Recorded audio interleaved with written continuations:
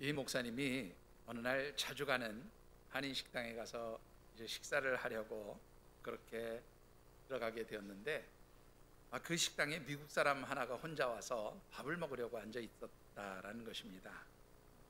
요즘이야 여러분들이 잘 아시는 대로 워낙 세계 여러 나라에서 한류라는 이름으로 우리나라의 문화를 비롯해서 음식까지 그렇게 많이 알려져 있기 때문에 많은 외국인들이 우리 한국 사람들이 만드는 음식을 먹기 위해서 한인 식당을 많이 찾기는 하지만, 당시만 해도 미국에 있는 한인 식당에 우리 외국 사람들이 식사를 하러 오는 경우는 거의 드물었기 때문에 조금 의외라 하는 그런 생각을 가지고 이제 그 미국 사람을 보게 되었답니다. 점심시간이어서 빈자리가 많지 않았는데 마침 그 혼자서 식사를 하는 미국인 옆에 빈 테이블이 있어서 이제 그곳에 가서 이렇게 같이 앉아서 식사들을 하려고 있는데, 먼저 와 있던 그 미국인이 주문한 식사가 이제 그때 마침 도착을 한 거예요. 그랬더니 이 미국 사람이 그 식사를 앞에 놓고 기도하는 것을 보게 되었습니다. 여러분들 미국에 가서 보시면 미국 사람들 식당에 앉아서 식사하는 모습을 거의 보기가 어렵습니다. 그러니까 이 목사님도 미국 사람이 식당에서 기도하면서 이제 식사 기도를 하고 밥을 먹네라고 생각을 하면서 반가운 마음에 이제 기도가 끝나기를 기다렸다가 물었답니다. 뭐라고 물었는가 하면 Are you a Christian? 그러고 물었대요. 그러면 어떤 대답이 나와야 됩니까, 여러분들? Yes, I am. Yes, I am Christian. 이렇게 하든지, 아니면 No, I am not. No, I am not Christian. 이러든지 둘 중에 하나 대답이 나오는 게 정상적인데, 이 미국 사람 입에서 전혀 상상도 못한 엉뚱한 대답이 나온 거예요. 여러분들 무슨 대답이 나왔는지 한번 상상해 보실 수 있어요? 당신 그리스도인입니까? 예수 믿는 사람이에요? 물어봤더니 예, 나 예수 믿는 사람입니다 라고 대답한 것도 아니고, 아니요, 나 예수 믿는 사람 아닙니다 라고 대답한 것도 아니고, 전혀 상상 외의 대답이 나왔어요. 어떤 대답이 나왔을까요? 이 미국 사람이 이런 대답을 했습니다. I am sometime Christian. 무슨 말인지 이해가 되세요? I am sometimes Christian. 나는 때때로 그리스도인입니다. 그러니까 이 말은 무슨 말이에요? 어떤 때는 예수 믿는 사람이기도 하고 또 어떤 때는 그렇지 않을 때도 있다, 그렇게 대답을 했다는 거죠. 그리고는 I am sometimes Christian 그렇게 대답을 하고는 밥을 먹기 시작해서 더 이상 질문을 하지 못했는데, 그 말을 듣는 순간 목사님 굉장히 많은 생각을 하셨다는 거예요. 때때로 그리스도인이라 라는 말을 곰곰이 생각하다 보니까 미국에 와서 생각해 보니까 sometime 크리스천 뿐만이 아니라 Sunday 크리스천도 많더라 하는 생각을 하게 되었다는 거죠. sometime 크리스천은 그래도 때때로 크리스천이지만 Sunday 크리스천은 어떤 날 크리스천입니까? 주일날만 예수 믿는 사람 되는 그런 사람들도 많이 있더라, 그런 이야기를 하면서 웃으시는 것을 들은 적이 있습니다. 여러분들은 어떻습니까? 여러분들은 예수 믿는 사람입니까, 언제나? 아니면 때때로 예수 믿는 사람들입니까? 아니면 주일날만 예수 믿는 사람이고 평일날 세상에 나가면 예수 믿는 사람이 아닌 것처럼 사십니까?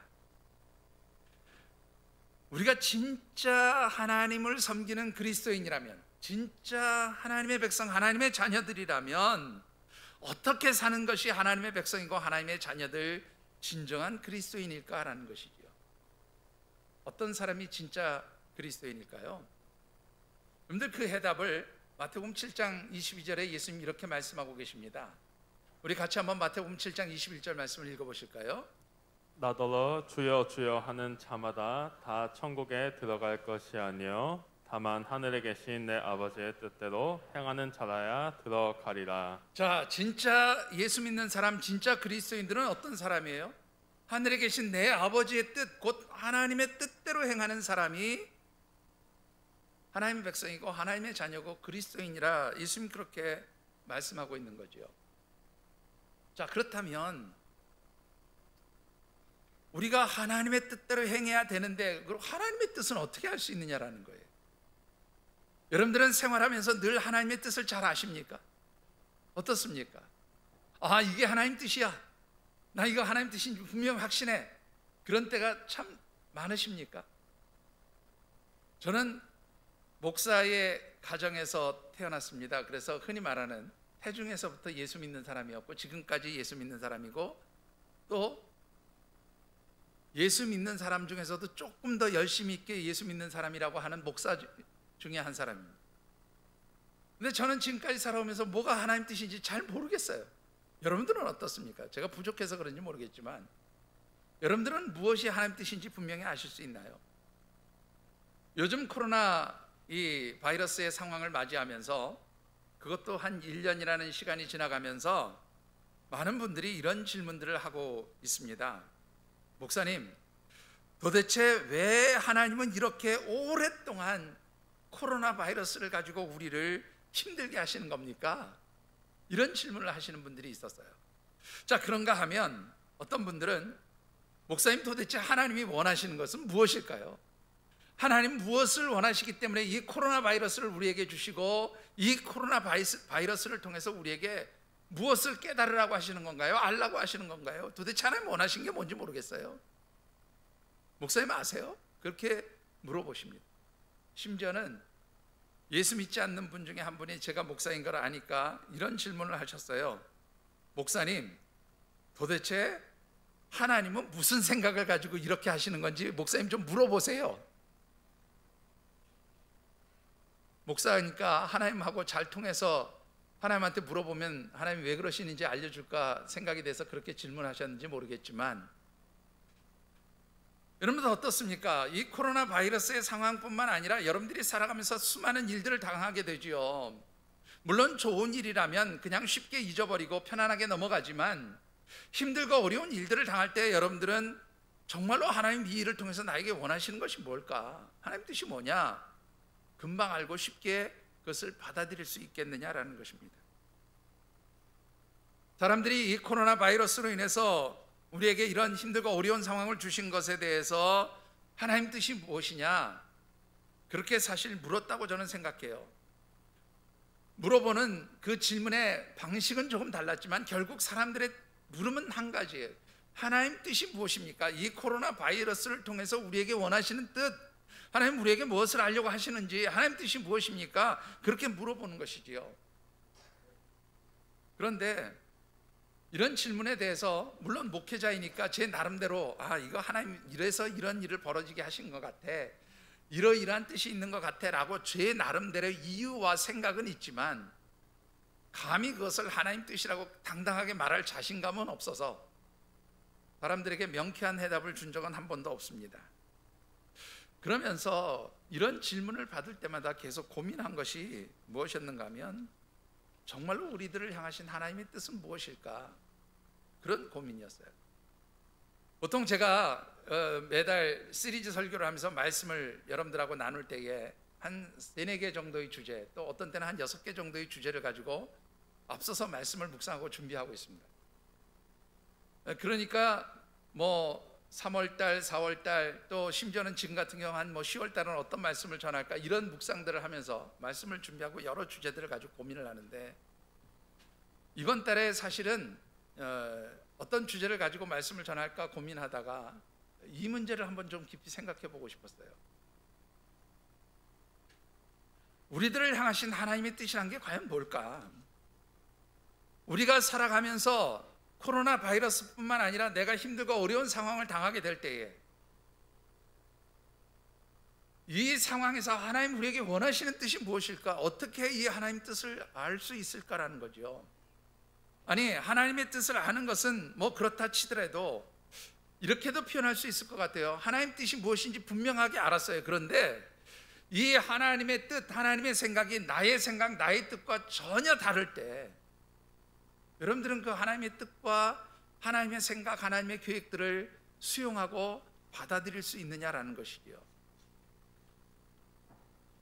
여러분들, 특별히 주님이 고난당하신 이 사순절의 절기를 보내면서 코로나 바이러스 때문에 힘든 분도 계시고, 또 그렇지 않고 코로나 바이러스와 무관하게 여러 가지 힘들고 어려움을 당한 분도 계실 것이고, 뭐 내 일상에서는 그냥 지금 특별한 일 없이 그저 물 흐르듯 편안하게 가시는 분도 있을 것이고, 각자의 상황과 형편들은 다 다르지만 우리가 하나님의 백성, 하나님의 자녀로 살아가려고 할 때 진정으로 우리가 하나님의 뜻을 어떻게 알 수 있는가, 그리고 하나님의 뜻을 알았다면 이 하나님의 뜻을 내가 어떻게 수용하고 받아들일 수 있는가, 이 문제를 한번 깊이 고민해 보셨으면 좋겠어요. 그래서 3월에 묵상하는 말씀의 주제를 이렇게 정해 보았습니다.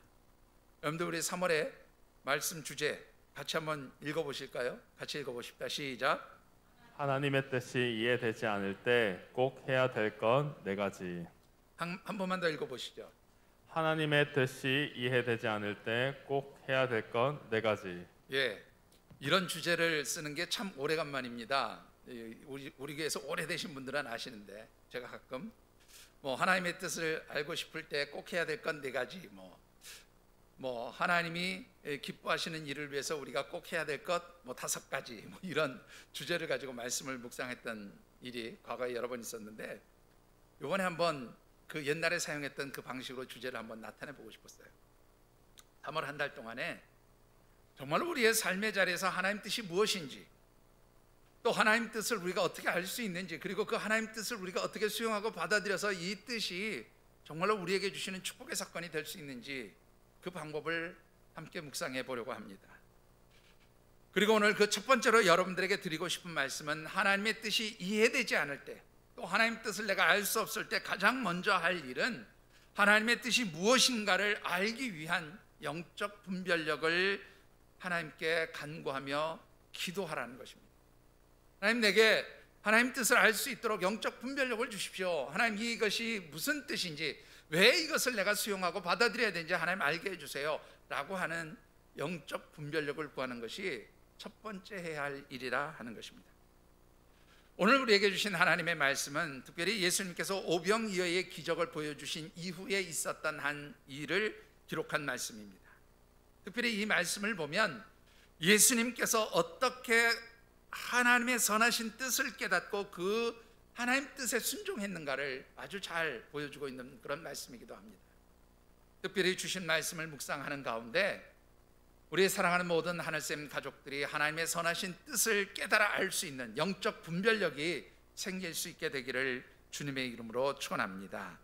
자, 오늘 주신 말씀을 통해서 먼저 묵상해 보고 싶은 것은 하나님의 자녀, 하나님의 백성, 하나님의 사람들이 살아가는 삶의 방식, 어떻게 살아가야 하느냐라는 것이지요. 뭐 이미 앞에서 말씀드렸지만 하나님의 백성, 하나님의 자녀, 하나님의 택하신 성도들이라면 하나님 뜻대로 살아가는 것, 이것이 우리의 삶의 방식이 되어야 한다는 것입니다. 본문 1절의 말씀을 같이 한번 받들어 읽어보겠습니다.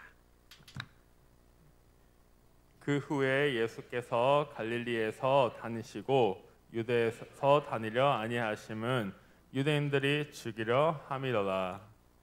자, 오늘 이 말씀을 보시면 예수님께서 그 후에 갈릴리에서 다니시고 유대에서 다니라 하지 않으셨다, 그리고 유대인들이 죽이려 했기 때문이다, 뭐 이런 표현들을 쓰고 있는 것을 보게 됩니다.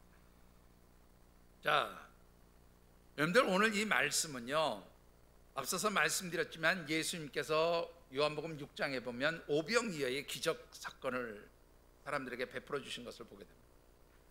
그리고 그 오병이어 기적 사건이 지나고 나서 대략 한 6개월 지난 뒤의 일이에요. 그게 여기서 그 후에는 바로 그 오병이어의 사건이 있은 이후에 일어난 일이다, 이렇게 말씀하고 있습니다. 이 기간은 대략 얼마 정도의 기간이었는가 하면 6개월 정도의 시간이었는데, 목사님 어디서 6개월이라는 시간을 마음대로 끄집어내십니까?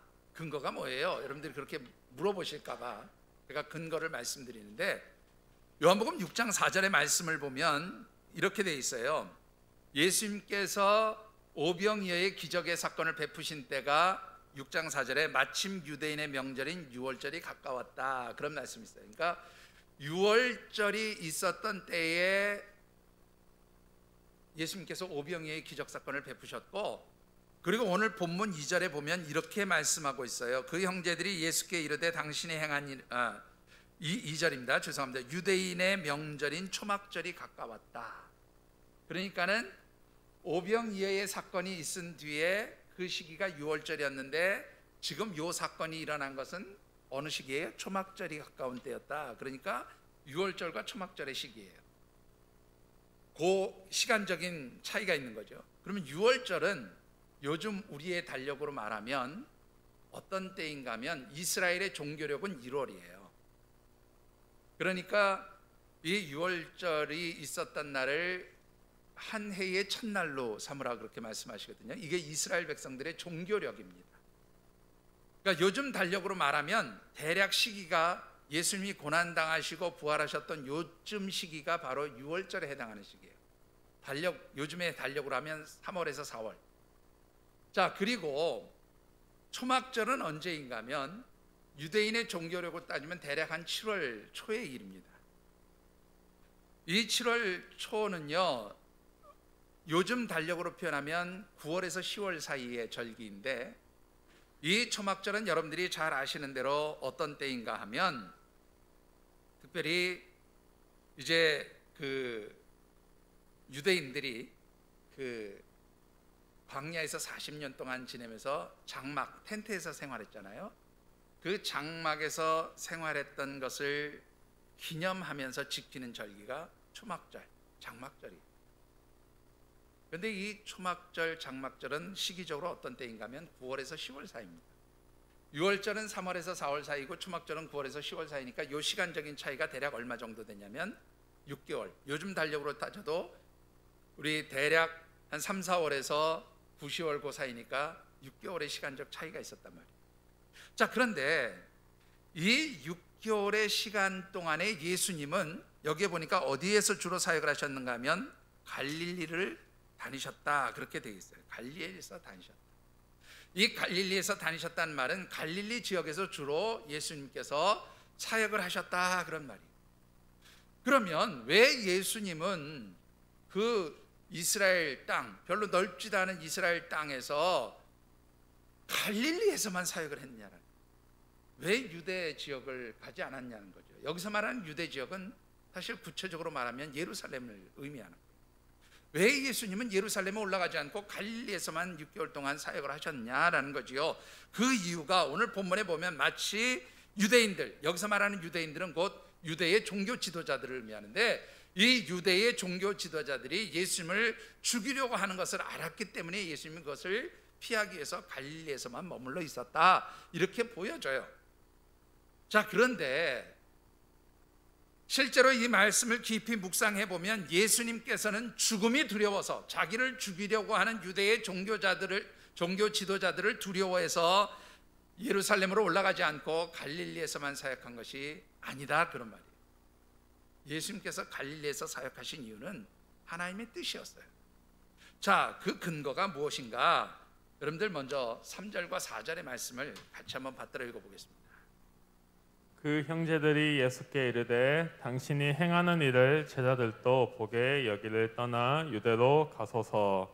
스스로 나타나기를 구하면서 묻혀서 일하는 사람이 없나니 이 일을 행하려 하거든 자신을 세상에 나타내소서 하니. 자, 여러분들 이 말씀을 보시면 예수님의 형제들이 예수님께 이런 조언을 해요. 초막절이 가까웠을 때 예수님, 아니면 이제 이렇게 표현했겠죠. 요즘 우리식의 표현. 형님, 이제 그만 이 갈릴리 지역에서 좀 계시지 말고 유대 땅 곧 예루살렘으로 좀 올라가세요. 이 갈릴리는요, 형님 잘 아시지만 변방이에요. 여기서 아무리 기적을 베풀어 봐야 사람들이 잘 모릅니다.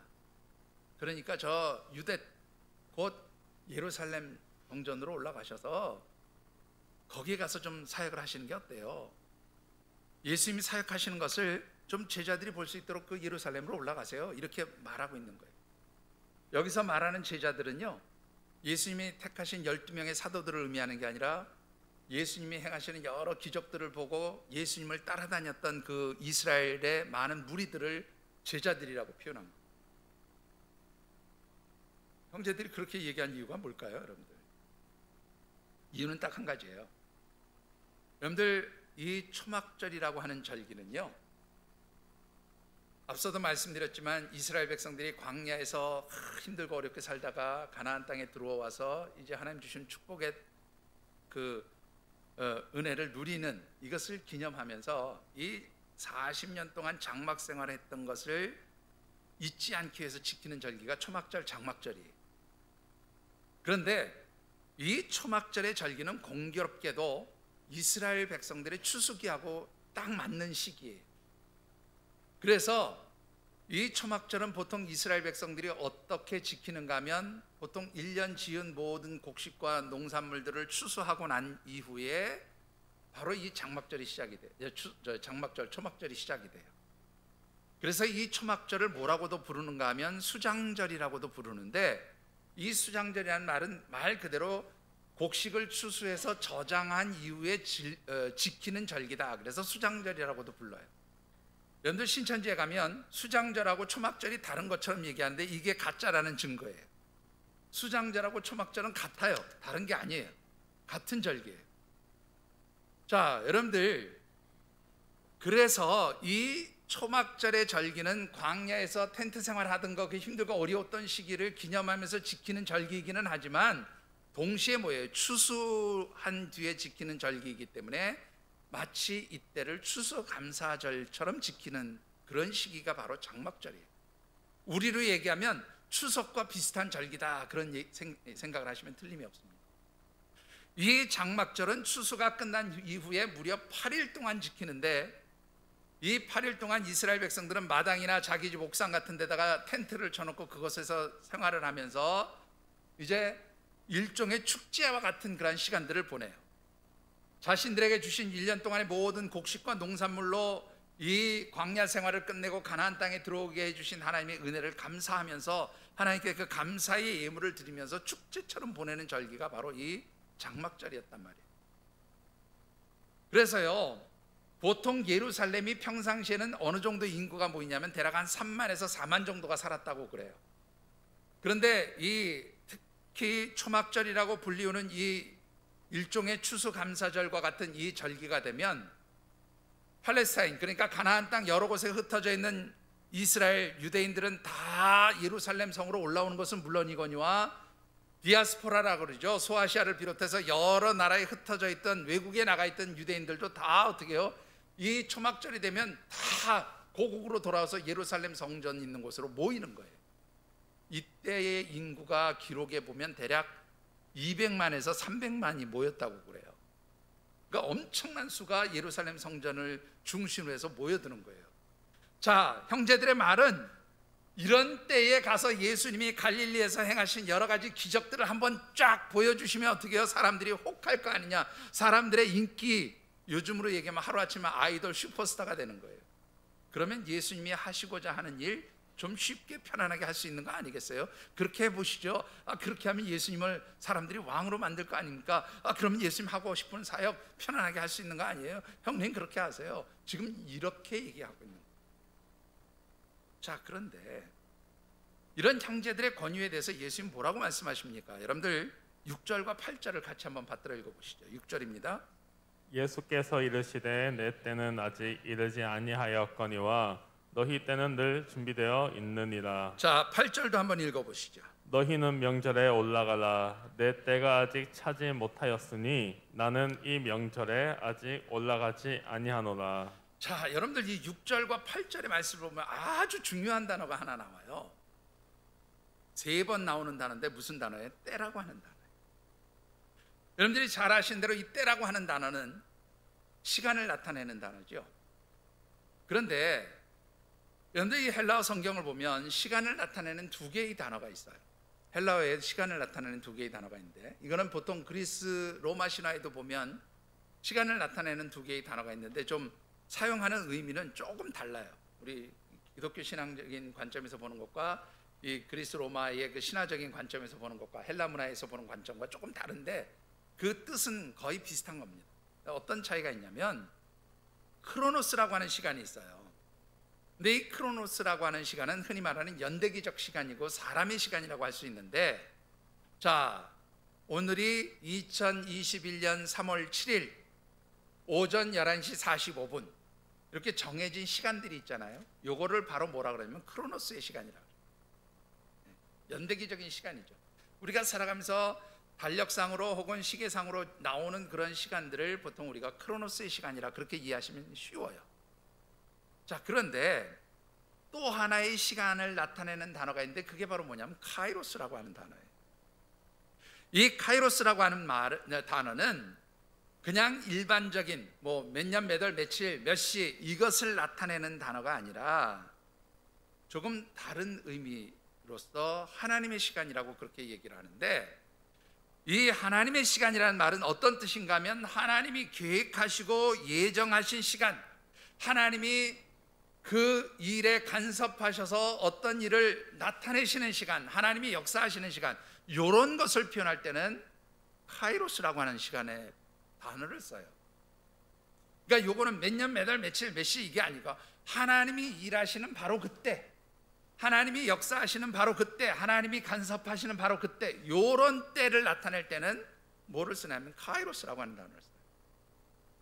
자, 그런데 오늘 본문에서 세 번이나 예수님이 내 때가 아니다, 너희 때다, 뭐 이런 표현을 쓰잖아요.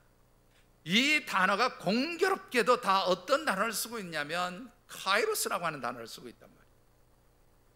자, 그렇다면 여러분들 오늘 이 예수님의 말씀을 잘 한번 생각해 보세요. 내 때가 아니다 라고 하는 말은 지금 이 시간은 하나님께서 나를 위해서 계획하시고 예정하신 그 시간이 아니다 그런 말이에요. 지금 이 시간은 하나님이 나를 위해서 행하실 일들이 이루어지는 시간이 아니다 그런 말이에요. 자, 즉 이 시간은 내 시간이 아니고 하나님의 시간인데, 이 하나님의 시간은 다른 말로 표현하면 나를 위한 하나님의 뜻이 이루어지는 시간이 아니다 그런 표현이기도 해요. 자, 왜 이 하나님의 때, 하나님의 시간이라는 말과 하나님의 뜻이라는 말이 일치하는 개념인가를 조금 보충해서 설명을 드리고 싶네요. 자, 여러분들 마태복음 4장의 말씀을 보시면 거기에 아주 재미있는 말씀이 하나 나와요. 어떤 말씀이 나옵니까? 예수님이 공생의 사역을 위해서 40일 동안 금식하고 줄이신 이후에 이제 금식 끝나고 나오시니까 사단이 와서 예수님을 세 가지를 유혹하면서 시험을 합니다. 잘 아시는 대로 첫 번째 시험은 돌로 떡이 되게 하는 시험이었고, 두 번째 시험은 뭐예요? 성전 꼭대기 높은 곳에 예수님을 데리고 올라가 가지고 야, 여기서 뛰어내려봐. 그러면 하나님께서 천사들을 보내서 너를 보호해 주실 거야. 그리고 세 번째 시험은 높은 산에 데리고 와서 천하만국의 영광과 그 모습을 보여주면서 야, 나한테 경배 한번 하면 내가 이 천하만국의 모든 영광과 권세를 다 너에게 줄게. 나한테 경배 한번 해. 이렇게 세 가지 시험을 예수님께 하게 됩니다. 자, 재미있는 것은 이 사단의 시험이 우리가 공관복음이라고 불리우는 세 개의 복음서가 있어요. 마태복음, 누가복음, 요한복음을 공관복음이라고 해요. 같은 관점에서 성경을 기록했다라고 그렇게 해서 공관복음이라고 해요. 이 공관복음 세 곳에는 예수님이 사단에게 시험받은 내용들이 다 공통적으로 기록이 되어 있어요. 그런데 공교롭게도 이 요한복음에만큼은 예수님이 시험 당하신 내용이 기록되어 있지 않아요. 그런데 여러분들 이 요한복음의 말씀을 잘 보면, 특별히 이 요한복음 6장과 7장의 내용을 잘 보면 예수님께서 사단에게 시험받은 것과 아주 유사한 사건이 두 가지가 나타난 것을 보게 돼요. 자, 어떤 사건입니까? 여러분들 먼저 요한복음 6장의 말씀을 보면 6장 14절과 15절에 이런 내용의 말씀이 나와요. 어떤 내용의 말씀이 나오는가 하면 예수님께서 오병이의 기적을 베풀어서 보리떡 5개와 물고기 2마리를 가지고 수많은 사람들을 먹이고 12바구니나 더 되는 그 부스러기 광주리로 거두게 되잖아요. 그러니까 이 기적을 체험한, 예수님의 기적을 경험한 사람들이 뭐라고 얘기를 하는가 하면 예수 그리스도야말로 세상에 오실 바로 그 선지자다. 이 말은 다른 말로 표현하면 예수님이야말로 하나님이 약속하신 메시아야. 그러니까 우리가 이 예수님을 어떻게 하자고? 우리의 임금으로 세워서 이스라엘의 왕이 되게 하자. 그렇게 하면서 예수님을 찾아와요. 그러니까 예수님께서 그 사람들이 자신을 임금으로 삼으시려고 하는 것을 피해서 어떻게 해요? 산으로 기도하러 올라가시는 것을 보게 됩니다. 자, 여러분들 요 지금 6장에 나오는 사람들이 예수님을 왕으로 삼으려 했다는 말씀과 조금 전에 제가 마태복음 4장에서 예수님이 시험 당하신 내용 중에 마지막 세 번째 시험과 굉장히 유사하다고 생각하지 않으십니까? 잘 보세요. 천하 만국의 영광과 그 권세를 너에게 주겠다. 나에게 경배만 하면. 이 얘기는 뭐예요? 야, 너에게 세상의 모든 권력을 줄게. 그럼 네가 이 권력을 가지고 네가 하고 싶은 대로 하나님 말씀 전하면 되잖아. 하나님 복음 전하면 되잖아. 힘을 가지고 믿어. 예수 믿어. 안 그러면 죽여. 이렇게 하면 쉽잖아. 그렇게 하라고 사단이 유혹한 거예요. 요한복음 6장으로 돌아와서 사람들이 예수님을 임금으로 삼으려 했다. 만약에 예수님 그것을 수용했다면 어떻게 됐을까요? 아마 예수님이 쉽게 권세를 지닌 왕으로서 예수님 하려는 일을 쉽게 하실 수 있었을 겁니다. 그런데 예수님께서는 이 사단의 유혹이나 자신을 임금으로 왕으로 세우려는 사람들의 유혹을 단호하게 거절하시고 뿌리치셨어요. 이유가 뭘까요? 하나님의 방법, 하나님의 뜻이 아니었기 때문이에요. 그렇게 해서 복음을 전하고 하나님의 말씀을 전하는 것, 이거 하나님 뜻 아니었기 때문이에요. 하나님의 원하시는 일이 아니었기 때문에, 하나님의 계획하신 일이 아니었기 때문에 단호하게 거절하신 거예요. 자, 두 번째로는요, 7장으로 넘어와서 보시자고요. 7장에 보시면 형제들이 예수님, 예루살렘에 사람들 많이 모였을 때 가서 기적을 좀 베풀어 보세요. 그러면 사람들이 급상승하는 인기를 가지고 예수님을 쫓아다닐 겁니다. 얼마나 그러면 사역하기가 쉬워지겠어요? 그렇게 하시죠. 그렇게 지금 유혹하고 있는 거예요. 그런데 여러분들 이것도 잘 한번 생각해 보시죠. 사단이 성전 꼭대기에서 뛰어내리라고 한 말씀과 너무 흡사한 내용 아닌가요? 방식은 다르지만 뛰어내려 보세요. 그러면 천사가 예수님 당신 잘 보호할 거 아닙니까? 그러면 하루아침에 스타 되는 거죠. 여러분들 어떻게 생각하세요? 성전 꼭대기에서 뛰어내리면 죽어요. 높습니다. 그런데 거기서 뛰어내리라고요? 근데 하나님 보호해 주셔요. 그러면 하루아침에 스타 되는 거죠. 와, 저 사람 특별한 사람인가 봐. 대단한 사람인가 봐. 인기 급상승하면서 따르는 사람들이 많을 거고, 그러면 복음 전하기 쉽지 않을까요? 사역하기 쉽지 않을까요? 그렇게 하세요. 지금 유혹하는 거예요. 여러분들, 이 형제들의 유혹과 사단의 유혹이 너무너무 흡사하고 똑같지 않아요? 예수님 두 개 다 단호하게 거절하십니다. 이유가 뭐예요? 그게 하나님 뜻이 아니기 때문이에요. 하나님 원하시는 일이 아니었기 때문입니다. 여러분들 다시 본문으로 돌아가 보십시다. 예수님께서 내 때가 아니다 라고 말씀하시는 것은 다른 말로 표현하면 그것이 하나님 뜻이 아니다, 그것이 하나님 원하시는 일이 아니다, 그것이 하나님 기뻐하시는 방법이 아니다 라고 그렇게 분명히 말씀하시는 거예요. 여러분들 어떻습니까? 한번 우리의 삶을 좀 생각해 보시죠. 우리가 생활을 하면서 참으로 많은 환경과 상황들을 접하게 됩니다. 근데 여러분들 어떤 때 이게 하나님 뜻이었으면 참 좋겠습니까? 어떤 때 이것이 하나님 나를 위하신 계획이라고 생각하면 참 좋겠습니까? 보통 편안하고 좋고 축복이 되는 이런 일들이 있으면 이거 하나님 뜻이야, 하나님 나를 축복하시겠다, 하나님 나를 사랑하시니까 이런 일을 주셔서 라고 그렇게 생각하고 받아들이기 참 쉬워요. 그렇죠? 그런데 내게 좀 힘들고 어려운 일이 있으면, 내가 고통스러운 일이 있으면, 내게 좀 문제가 생기면 여러분들 어떤 생각? 하나님 도대체 저한테 왜 이러시는 거예요? 도대체 하나님 저에게 뭘 원하십니까? 하나님 뜻이 뭔데요? 이렇게 물어볼 때가 더 많지 않느냐는. 우리가 일반적으로 나타나는 현상 중에 하나가 뭐냐면, 내게 유리하고 좋고 축복처럼 생각되어지는 일은 하나님의 뜻이라고 그렇게 쉽게 받아들여요. 그런데 그 반대로 힘들고 어려운 일 생기면 이거 하나님 뜻이 아니야, 난 받아들일 수 없어 라고 생각하고 말하는 때가 얼마나 많으냐라는. 여러분들 정말로 여러분들이 살아가면서 하나님의 뜻이 무엇인지를 깊이 분별할 수 있게 되기를 주의 이름으로 축원합니다. 그리고 그 하나님 뜻대로, 그 하나님 계획하신 대로 순종하며 살아갈 수 있게 되기를 주님의 이름으로 축원합니다. 문제는 그 하나님 뜻을 어떻게 알 수 있냐는 거예요. 아까 서두에서도 제가 말씀드렸지만 여러분들 하나님 뜻을 알기가 쉽습니까? 오늘 본문에 보면 예수님 분명히 하나님 뜻을 아셨던 분이세요. 그런데 우리는 어떻게 하면 이 하나님 뜻을 알 수 있을까라는 것이죠. 어떻게 하나님의 뜻을 알고 분별할 수 있느냐라는 것입니다.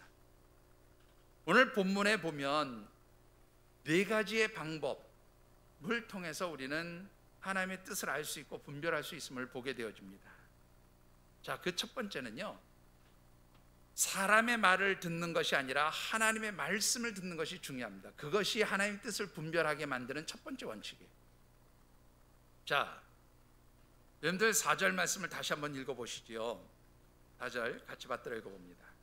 스스로 나타나기를 구하면서 묻혀서 일하는 사람이 없나니 이 일을 행하려 하거든 자신을 세상에 나타내소서 하니. 자, 형제들의 말입니다. 그런 사역 하려면 좀 드러내세요. 알리세요. 잘 보이세요. 그렇게 이야기하고 있는 거예요. 잘 드러내고 잘 보이고 잘 포장해서 예수님 당신을 좀 나타내 보이세요. 그러면 사람들이 쫓아올 거 아닙니까? 여러분들 어떻습니까? 그럴듯하지 않나요? 그럴듯하지 않나요? 여러분들 목회자로서 그런 고민이 하나 있어요. 요즘에 이 말을 요즘 방식으로 표현하면 요새 유튜브 좀 잘 만들어 보세요. 유튜브로 잘 꾸며 보세요. 그래서 유튜브로 사람들이 목사님 설교하는 거 좀 많이 듣게 해 보세요. 그래야 교회가 풍성하고 성장할 거 아니겠습니까? 참 잘 포장해 보세요. 유튜브 방송 좀 예쁘게 만들어 보세요. 그런 얘기 한단 말이죠. 그럼 여러분들 그런 얘기 들으면서 무슨 생각할까요? 정말로 그래야 되는 거 아닌가라는 생각을 하게 돼요. 물론 그런 것도 필요하겠죠. 최근에 사실은 잘 알려지지 않은 목사님 한 분이 있는데, 이분이 유튜브 방송에 들어와서 그분의 그 유튜브를 보는 분이 보통 청취하는 사람이 보통 10만을 넘어가요. 근데 이 10만을 넘어가는 정도는 어느 정도이냐면, 우리나라의 유명한 목사님들, 지금 현재 그야말로 유명한, 좀 속된 표현으로 우리나라의 기독교를 대표하는 얼굴이라고 할 수 있는 그런 목사님들이 설교를 하는 것도 10만 올라가기가 어려워요. 이게 1, 2만 올라가면 진짜 많이 올라가요. 10만이 올라가는 유튜버 목사님이 있어요. 몇몇 분이 그런 분이 있어요. 근데 그 중에 한 분 얘기를 제가 하고 싶은 건데, 그분의 유튜버를 보면 이게 도대체 하나님 말씀인지 아니면 사람들을 자극하는 건지 잘 이해가 안 될 정도의 이야기들을 많이 합니다. 근데 그걸 보고 사람들이 좋아해요. 즐겨요. 여러분들 어떻습니까? 그런 것을 가서 보고 듣고 하도록 만들기 위해서 좀 그렇게 자극적인 것을 꾸미는 것이 옳은가요? 여러분들 한번 잘 생각해 보세요. 이건 제가 하나의 사례를 말씀을 드린 건데, 여러분들이 생각할 때에 항상 사람들의 얘기는 분명합니다. 인기를 얻기 위해서, 세상에서 저 달되기 위해서 이렇게 하면 세상이 알아주니까 라고 말하는 경우가 있어요. 근데 하나님은 그것을 원하시는 것이 아니에요. 사람들이 알아주는 거 그거 그렇게 중요하게 생각하지 않으세요. 하나님이 원하시는 것은 정말로 하나님의 그 선하신 뜻, 하나님이 계획하시는 일들이 분명히 하나님의 사람들에게 전달되기를 원하시는 거지, 하나님은 사람들의 인기를 원하는 말이 전달되기 원하시는 것이 아니다, 그런 말이에요. 오늘 예수님은 그래서 형제들의 말을 들은 게 아니라 하나님의 말씀을 들은 거예요. 하나님의 뜻을 들은 거예요. 하나님의 계획을 들은 거예요. 우리가 정말로 하나님의 뜻을 분별하기 위해서 중요한 것은 뭐냐면, 사람들의 말을 듣기 시작하면요, 여러분들 하나님의 뜻을 잊어버려요. 하나님의 뜻을 알 수 없어요. 하나님 말씀에 집중하셔야 합니다. 여러분들 예를 들어서 엘리야를 한번 생각해 보시면 좋겠어요. 엘리야가 요새 우리 새벽 예배 때 묵상하는 말씀 중에 열왕기상 18장에 보면 바알과 아세라의 선지자들과 갈멜산에서 영적 대결을 벌입니다. 아시는 대로 큰 승리를 거뒀죠. 다 죽여버렸어요. 아세라 선지자들까지 포함됐는지 모르지만 하여튼 적어도 바알의 선지자 450명은 다 죽인 것으로 보여져요. 그런데 그렇게 당당하고 대단했던 엘리야가요, 19장 2절에 나온 말씀을 보면 완전히 낙담하고 좌절해가지고요 광야로 도망가서 하나님 나 다 했어요, 이제 날 죽여주세요, 그렇게 얘기하는 걸 보게 돼요. 이유가 뭘까요, 여러분? 딱 한 가지예요. 19장 2절에 어떤 내용이 기록되어 있냐면 아합 왕의 아내 이세벨이 사람을 엘리야에게 보내서 얘기를 전하라고 그래요. 그래서 사람이 전해줘요. 무슨 얘기냐면 네가 우리 선지자들 다 죽였냐? 우상의 선지자들 다 죽였냐? 나도 너를 똑같이 죽일 거야.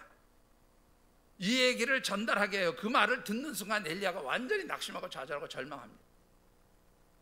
그 전까지 하나님의 말씀, 하나님의 음성을 들었던 엘리야는 정말로 당당했어요. 그런데 사람의 말 듣는 순간 낙심하고 좌절하고 절망합니다. 결국 하나님 그를 회복시켜서 하나님의 산 호레까지 끌어들이셔가지고 그에게 아주 세미한 가운데 하나님의 말씀, 하나님의 음성을 들려주시니까 그제서야 그가 회복되어져요. 그래서 하나님 주신 마지막 사명을 감당하고 그 다음에 하나님 불러서 이제 하늘로 승천하게 되는 거죠.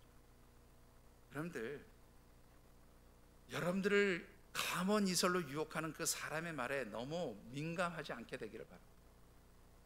사람의 말, 여러분들 거기에 너무 솔깃하게 귀 기울이지 마세요. 정말로 여러분들이 하나님 축복하시는 그런 삶을 살고 싶으시다면 하나님 말씀에 집중하세요. 하나님의 음성 듣기를 힘쓰시기 주의 이름으로 축원합니다. 자, 두 번째로는요, 하나님께 대한 믿음, 하나님께 대한 신뢰가 있을 때에 하나님 뜻을 알 수 있어요. 자, 여러분들 5절 말씀을 한번 같이 받들어 읽어보겠습니다. 5절입니다. 이는 그 형제들까지도 예수를 믿지 아니함이로라. 예수님의 형제들이 예수님을 믿지 않았기 때문에 예수님이 갈릴리에서 사역하는 거 못마땅하게 여겼다, 그런 말이에요. 자, 무슨 말인지 좀 풀어서 설명해 드리면, 예수님의 형제들이 예수님이 하나님께서 약속하신 메시아, 하나님의 아들이었다는 것을 알았다면 이렇게 얘기하지 않았을 거라는 거예요. 요한의 시각이 그래요. 근데 예수님의 형제들이 예수님을 믿지 않았기 때문에 예수님이 나타내시는 모든 능력과 기적을 하나님이 주신 능력, 하나님이 주신 기적으로 생각하지 않았다라는 거예요. 그러니까 특별한 그런 능력, 특별한 힘을 가지고 있으니까 가서 그 힘과 능력을 잘 보여주고, 그래서 인기를 얻어서 이스라엘의 왕이라도 되라, 이렇게 얘기했다는 거예요. 여러분들, 예수님을 하나님의 아들로, 메시아로, 비록 육신적으로는 형이지만 하나님이 보내신 그렇게 메시아로 믿었다면 이런 말 하지 않았을 거다, 그렇게 요한은 이야기하고 있습니다. 예수님을 믿지 않았기 때문에 그 예수님을 통해서 이루시고자 하는 하나님의 뜻, 하나님의 계획, 하나님의 섭리를 알 수 없었다, 그런 말입니다. 근데 여러분들 똑같아요. 우리도 마찬가지예요. 하나님에 대한 절대적 신뢰가 없으면 하나님의 뜻, 하나님의 계획을 절대 알 수 없어요. 여러분들 어떻게 생각하십니까? 여러분들 예레미야서에 보면 29장 11절에 이런 말씀이 있죠. 여호와의 말씀이니라, 너희를 향한 나의 생각을 내가 하나니 평안이요 재앙이 아니니라, 너희에게 미래와 희망을 주는 것이다. 하나님 우리에게 좋은 것 주신다고 했지 나쁜 것 주신다고 말씀하지 않았어요. 망하게 하신다고 하지 않았어요. 우리에게 절망을 주신다고 말씀하지 않았어요. 미래와 희망을 주시겠다고 약속하셨습니다. 근데 이 말씀을 믿으면 아무리 힘들어도 하나님 뜻을 기다리는 거죠. 하나님 섭리를 기다리게 될 거예요. 그런데 믿지 못하면 어떻게 해요? 하나님 나 버렸나 봐, 하나님 나 포기하셨나 봐, 하나님 없어, 이렇게 되지 않겠어요? 여러분들 한 번 더 예를 들어 보십시다. 여러분들 아브라함이 말이죠, 어느 날 하나님께로부터 말씀을 듣습니다. 뭐라고 말씀드려요? 야, 네 아들 이삭 모리아산에 가서 번제물로 드려. 번제물로 드리라는 말이 무슨 말인지 알죠? 예전에 말씀드렸죠. 불에 태워서 다 죽여버려. 그거 나한테 제사로, 제물로 바쳐, 이 얘기예요. 여러분들 이 얘기가 오늘 인간적인 관점에서 보면 축복입니까? 재앙입니까? 오늘 이 말이 정말로 절망의 말입니까? 소망의 말입니까? 인간적으로 보면 절망이에요. 재앙이에요. 이건 말도 안 되는 일이에요. 그런데 이 아브라함이 아들 이삭을 데리고 모리아 산으로 가서 하나님께 제물을 드릴 수 있었던 이유가 뭘까요? 한 가지예요. 하나님 믿었기 때문이에요. 하나님 신뢰했기 때문이에요. 그래서 하나님이 아브라함이 그 아들 이삭을 드린 것을 보면서 내가 진짜 나를 믿는 줄 내가 이제는 알겠다. 그리고 더 이상 시험하지 않았어요. 그리고 그것을 그의 의로 여기셨다고 말씀합니다. 여러분들 정말로 여러분들이 하나님 뜻을 알기 원하십니까? 그렇다면 여러분들 하나님을 절대적으로 신뢰할 수 있게 되기를 주의 이름으로 축원합니다. 하나님 믿으세요. 하나님 믿으세요. 아무리 환경이 어렵고 힘들어도 하나님 이렇게 해주실 줄 믿습니다. 안 믿어줘도 믿습니다. 그렇게 여러분들이 고백해 볼 수 있게 되기를 주의 이름으로 축원합니다. 그렇게 믿을 때 하나님 뜻을 알게 되는 거예요. 네 번째는요, 내 생각을 버리고 비우는 거예요. 내 생각을 버리고 비우는 거죠. 여러분들 우리 6절의 말씀을 같이 한번 읽어보시죠. 예수께서 이르시되 내 때는 아직 이르지 아니하였거니와 너희 때는 늘 준비되어 있느니라. 여러분들 형제들이 말하는 그 예루살렘으로 올라갈 적기입니다라고 말하는 이 말 듣고 예수님 어떤 생각하셨을까요? 솔직히 제가 만일 예수님의 입장이었다면 그 말이 굉장히 솔깃하게 들렸을 거예요. 왜? 유명해지는 거잖아요. 세상에서 성공하는 거잖아요. 잘 알려지는 거잖아요. 그렇게 가면 좀 쉬울 것 같잖아요. 이게 바로 우리의 생각이에요. 우리의 방법이에요. 근데 하나님의 방법은 항상 그렇지 않다라는 거죠. 예수님이 그 형제들의 말을 거절할 수 있었던 건 결국 뭐냐? 마음을 비운 거예요. 다른 말로 하면 내 생각이 없는 거예요. 내 뜻이 없는 거예요. 여러분들 이번 달에 제가 설교하는 가운데 한 번 더 이 말씀을 드릴 것이지만 예수님 겟세마네 동산의 기도를 한번 생각해 보시죠. 예수님께서 겟세마네 동산에서 기도하시면서 마지막 십자가의 죽음을 앞두고 어떤 기도를 하십니까? 하나님, 할 수만 있다면 이것을 나에게서 피할 수 있게 해주세요. 이 죽음을 나한테서 피할 수 있게 해주세요. 그렇게 기도하시다가 나중에 하신 말씀이 뭐냐면, 그러나 내 뜻대로 마옵시고 누구의 뜻대로? 아버지의 뜻대로, 하나님 뜻대로 하세요. 내 생각, 내가 원하는 것, 내가 바라는 것, 내가 하고 싶은 것 하나님 포기했어요. 하나님 마음대로 하세요. 자기를 비우는 거예요. 나를 비울 때 하나님이 원하시는 일들이 이루어지는 거죠. 내 방법, 내 생각, 내 의지, 내 뜻, 내가 가진 모든 것들을 내려놓고 포기하고 비울 때 바로 그 속에서 하나님 역사가 시작되는 거예요. 여러분들 비우셔야 합니다. 비우지 못하면, 채워놓으면 절대로 하나님 뜻이 이루어지지 않아요. 하나님 역사가 이루어지지 않아요. 마지막 네 번째입니다. 네 번째는요, 조급함을 버리고 기다리는 거예요. 여러분들 우리 8절의 말씀을 같이 받들어 읽어보겠습니다. 너희는 명절에 올라가라. 내 때가 아직 차지 못하였으니 나는 이 명절에 아직 올라가지 아니하노라. 예수님 뭐라고 말씀하세요? 내 때가 아직 이르지 않았다. 내 때는 지금이 아니다. 그러니까 난 좀 더 기다리란다, 이런 말이에요. 근데 여러분들 이 말이 무슨 뜻인가 하면, 여기서 예수님 말하는 내 때, 하나님의 뜻, 때는 뜻이라는 말씀을 제가 말씀드렸잖아요. 하나님 뜻이 뭐냐? 예루살렘에 올라와서 인기 얻는 거, 그게 하나님 뜻 아니야. 하나님 나를 위한 때, 하나님 나를 위한 계획은 뭐냐면, 이 축제의 절기인 초막절에 가서 인기 얻어가지고 사역하는 게 아니야. 요 초막절에 사건이 있고 다시 6개월의 시간이 지나서 다음 6월절, 그러니까는 우리 주후 달력으로 따지면 주후 30년 6월절에, 그때가 하나님 나를 예정하신, 계획하신 때야.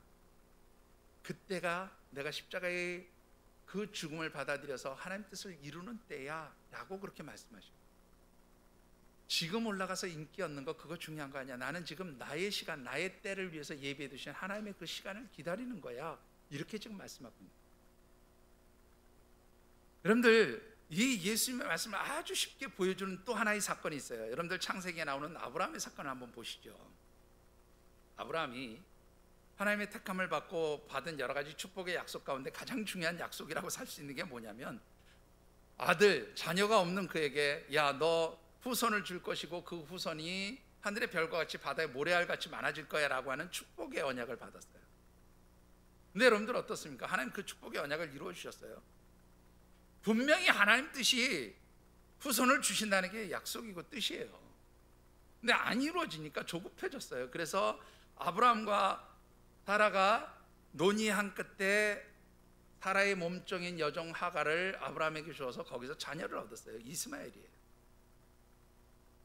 그 이스마엘을 얻었을 때 하나님 뭐라 그래요? 아, 그래, 그게 바로 내 뜻이었어. 그 아들이 네 아들 맞아. 하나님, 내가 약속한 아들이 맞아. 이렇게 얘기하셨나요?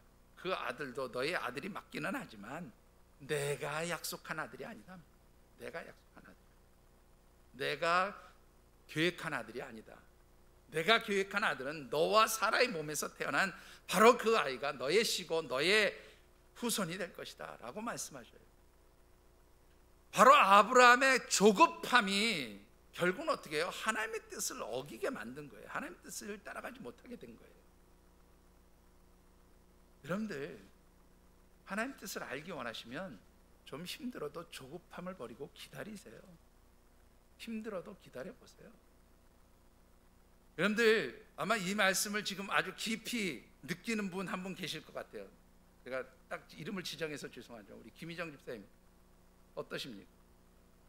잘 못 느끼시겠어요? 네? 우리 김희정 집사님이 재작년부터 기도하던 제목이 있었는데 작년에 안 됐어요. 1년만 기다리라고. 1년 뒤면 될 거야. 그리고 올해 그 약속 이루어졌어요? 안 이루어졌어요? 이루어졌어요. 하나님의 뜻은 기다림이에요. 내 시간, 내 계획대로 가는 게 하나님의 뜻이 아니에요. 하나님이 계획하신 하나님의 시간, 카이로스의 시간이 기다려질 때에 바로 그 속에서 하나님의 뜻이 나타나고 하나님 역사가 나타나고 하나님 기적들이 나타난단 말이에요. 대부분의 사람들이 왜 하나님 뜻대로 살지 못하는가 하면 조급해서예요. 내 생각이 앞서기 때문에 그렇습니다. 여러분들, 기다릴 줄 아는 지혜가 있게 되기를 주의 이름으로 축원합니다. 그리고 이 네 가지에 더해서 한 가지를 더 하셔야 돼요. 여러분들, 오늘 여러분들 주보에 보시면 사도행전 16장 6절에서 10절 말씀을 제가 보라고 말씀드렸는데, 이 내용이 뭐냐면, 사도 바울이 2차 전도 여행 때에 이제 소아시아 지역에서 복음을 전하려고 막 다니는데 하나님 계속 막으시는 거예요.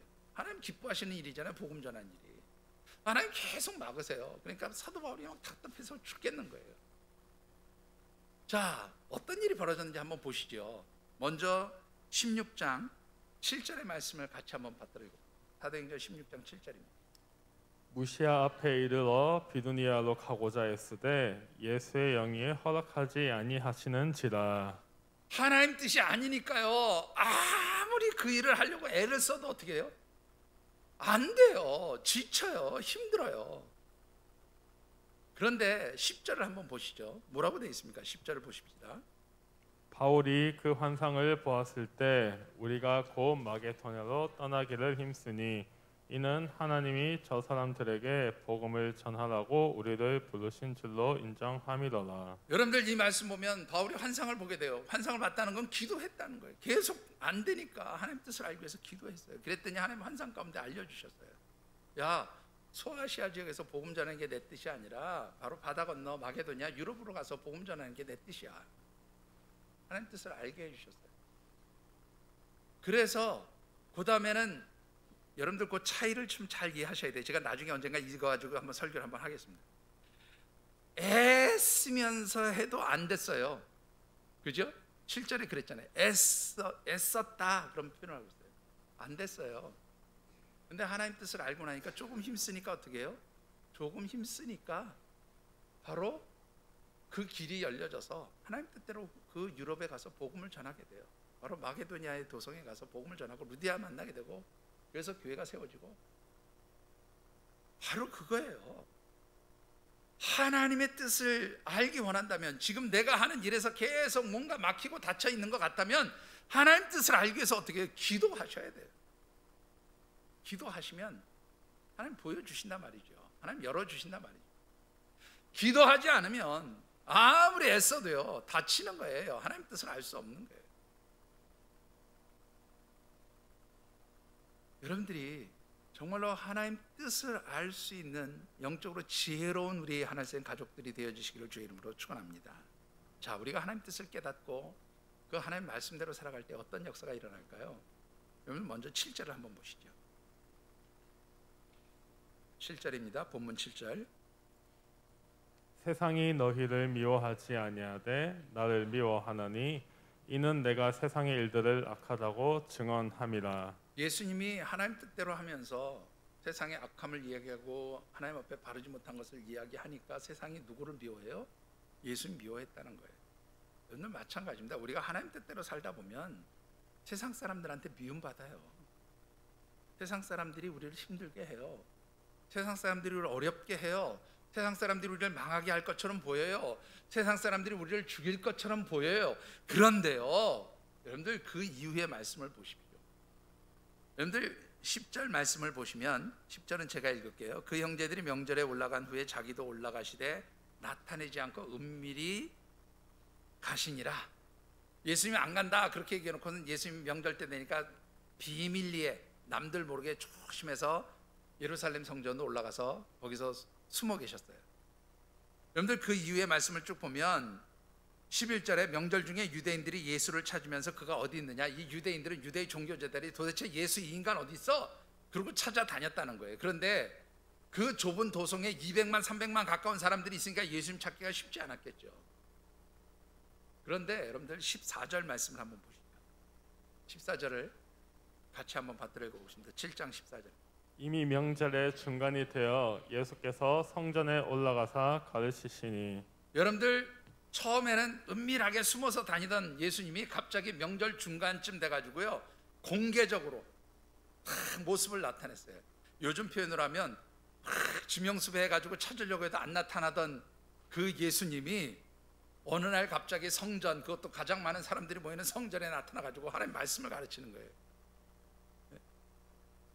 이유가 뭐였을까요? 앞서서 말했던 것처럼 예수님이 죽음이 두려웠다면 절대로 나타나지 않아요. 나타날 수 없죠. 근데 예수님이 이렇게 나타나셨던 것은 분명한 확신이 있었던 거예요. 어떤 확신이? 하나님의 때, 하나님의 섭리, 하나님의 뜻이 이루어지는 6월절, 다음 6월절 내가 십자가의 죽음을 앞두기까지 이들이 나를 어떻게 해요? 건드리지 못한다. 이 분명한 확신이 있는 거예요. 예수님 분명히 그걸 알고 계셨던 거예요. 하나님 보호해 주신다는 분명한 확신이 있었던 거예요. 그러니까 아주 자연스럽게 예수님 드러내신 거예요. 여러분들 우리가 하나님 뜻대로 살아갈 때에 세상 사람들이 미워합니다. 힘들게 합니다. 어렵게 합니다. 그러나 여러분들을 향하신 하나님의 선하신 뜻이 이루어지기까지 하나님은 여러분들을 보호하시는 줄 믿으시기 바랍니다. 지켜주시는 줄 믿으시기 바랍니다. 그래서 하나님의 백성들은 어디에서든지 당당한 거예요. 어디에서든지 정말로 담대하게 살아갈 수 있는 것이라 그렇게 말씀을 드립니다. 이야기 하나로 말씀을 맺고 싶습니다. 영국의 유명한 극작가 버나드 쇼라고 하는 분이 있어요. 여러분들 뭐 잘 아시겠죠. 이분이 굉장히 독설가예요. 똑같은 얘기를 해도 아주 사람들을 아주 그냥 좀 아이들 표현대로 악사를 매긴다 그러네요. 사람들 막 좀 막 네? 그렇게 만드는 분이고 또 아주 해학과 익살이 뛰어난 분이에요. 근데 이 버나드 쇼를 좋아했던 유명한 연예인이 하나 있어요. 요즘으로 얘기하면 당시에 굉장히 유명했던 그 발레리나이죠. 그 무용가였던 이사다라 덩컨이 버나드 쇼에게 반해가지고 와서 청혼을 했대요. 당신 나하고 결혼합시다. 그러면서 뭐라고 얘기했냐면 정말로 저와 같이 아름다운 이 육체를 가진 그런 데다가 당신처럼 그렇게 좋은 머리, 뛰어난 머리를 가진 아이가 태어나면 정말로 우리 아이는 최고의 멋진 아이가 되지 않겠습니까? 그러니까 우리 결혼합시다. 그렇게 얘기를 했어요. 그랬더니 버나드 쇼가 뭐라고 얘기했습니까?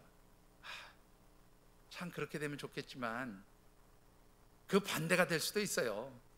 나같이럼 볼품없는 이 외모에, 이 볼품없는 육체에 당신처럼 머리 없는 아이가 태어나면 도대체 우리 아이는 어떻게 될까요? 나는 그것이 두렵습니다. 그렇게 얘기를 했다고 그래요. 아주 한 방에 보내버렸어요. 그죠? 근데요 이 버나드 쇼가 아주 재밌는 얘기를 했어요. 우리가 살아가는데 두 가지의 비극이 있다. 인생에 두 가지의 비극이 있다. 하나는 뭐냐면 세상 만사 내가 원하는 대로 소원하는 대로 이루어지지 않는 게 비극이다. 이거는 여러분들 다 동의하실 거예요, 그죠? 내가 원하는 대로 이루어지지 않는 거 비극이다. 동의하시죠? 그런데 버나드 쇼가 여기다 하나를 덧붙였어요. 두 번째 비극은 뭔지 아냐? 내가 원하는 대로 다 이루어지는 것도 비극이다. 그렇게 얘기했어요. 여러분들 한번 생각해 보시죠. 하나님의 뜻과 무관한 내가 원하는 것, 내가 기대하는 것, 내가 좋아하는 것이 다 이루어진다고 그게 축복이 아니에요. 하나님이 기뻐하시는 것, 하나님이 원하시는 것이 이루어질 때 그게 진짜 축복인 거죠. 여러분들은 어떻습니까? 여러분들이 기대하는 것이 이루어지기를 원하십니까? 아니면 하나님 뜻이 이루어지기를 원하십니까? 여러분들의 삶이 정말로 하나님 뜻이 이루어지기를 기대하는 삶이 되어지시기를 주의 이름으로 축원합니다. 그래서 그 하나님 뜻이 이루어지기를 기대하면서 하나님의 뜻을 분별할 수 있는 영적 지혜를 달라고 기도하시는 오늘 이 시간이 되어지시기를 주님의 이름으로 축원합니다. 기도하겠습니다.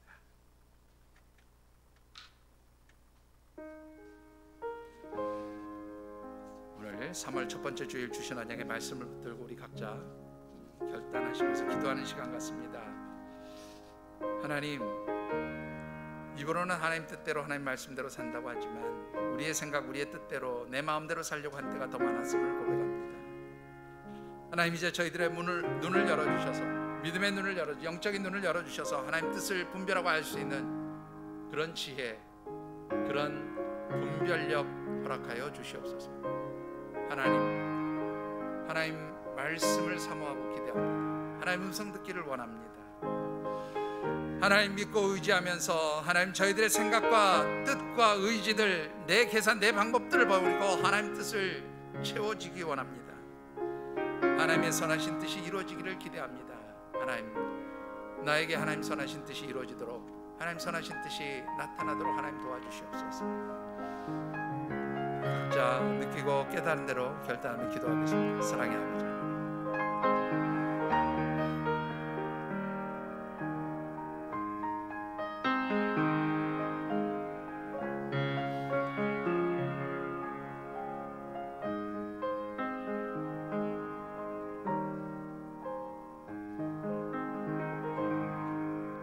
하나님,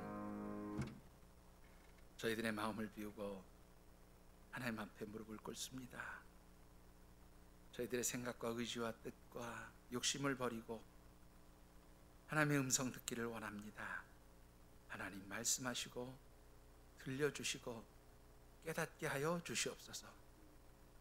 때때로 하나님의 뜻, 하나님의 음성, 하나님의 원하시는 계획들이 우리의 눈에 보이지 않고 우리의 귀에 들리지 않을지라도 하나님 조급하거나 초조해지지 않게 하시고 하나님의 때를 인내하며 기다릴 수 있는 지혜자들이 되도록 저희들을 도와 주시옵소서. 그리할 때 주시는 그 세미한 하나님의 음성이 저희들의 삶의 기쁨이 되게 하시고 위로가 되게 하시고 소망이 되게 하시며 또한 힘과 능력이 되게 하여 주시옵소서. 하나님, 저희들 가운데 하나님 역사가, 하나님의 뜻이, 하나님의 섭리와 하나님의 계획들이 온전히 이루어지며 나타나기를 기대합니다. 하나님 믿고 의지하는 주의 백성들에게 하나님의 선하신 역사 나타내 보여 주시옵소서. 하나님 도우시며 함께 하시기를 간절히 소원하오며 이제는 성부, 성자, 성령 하나님의 인도하시고 교통하시는 은총의 역사가 하나님께서 주신 언약의 말씀을 붙들고 하나님의 뜻을 알아 그 뜻대로 행하며 살아가겠다고 다짐하고 결단하면서 삶의 자리로 나가는 모든 주의 백성들과 이들의 가정과 경영하는 기업, 땀 흘려내는 직장과 일터, 선물로 주신 자녀들, 연로하신 부모님들과 주께서 피로 값주고 세우신 이 하늘샘 재단, 그리고 저희들이 꿈꾸고 소망하는 여러 가지 사역 비전 위에 하나님의 백성들이 한 주간도 살아가는 모든 삶의 자리와 발걸음 위에, 그리고 코로나 바이러스로 인하여 두려워하고 근심하고 염려하는 지구촌 모든 하나님을 알지 못하는 그 그 영혼들 머리머리 위에 늘 함께 하시며 위로하시기를 간절히 축원하여지이다. 아멘.